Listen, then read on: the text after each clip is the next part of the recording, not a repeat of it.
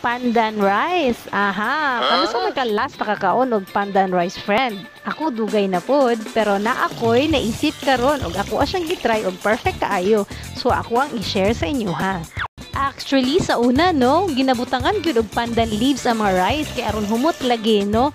Unya, karon asa man ta mangita aning pandan leaves nga, murag di na magita kakita ani, no. So maayo na lang naisip na ko ni since murag wala na ako ni nagamit ba. Sayang pod og madaot, no. Karon ka himuon ta kag pandan rice. So yun ako ang gipatakan aning McCormick na buko pandan flavor.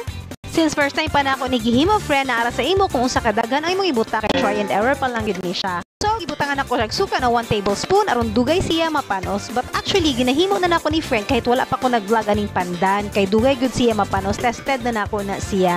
So pwede nimo i-try. Kaya mga rice karon dali na lang gyud mapanos. Unya unsa naman ning Davao oy nga hasta namang tugnawa dili naman mo undang ang ulan, kulang na naman siguro mag-snow ani. Bisan unsa na lang pud akong mahuna-hunaan.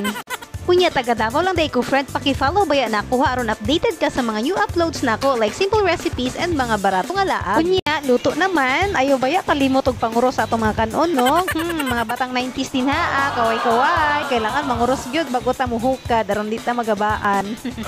Anyway, mao na ni siya karon. So dili kay siya green no, pero actually green gyud siya sa actual. So perfect, lami siya o gumot siya pandan pero mas maayo mas daghan pa inyong ibutang kaysa sa ako ang gisample. Okay.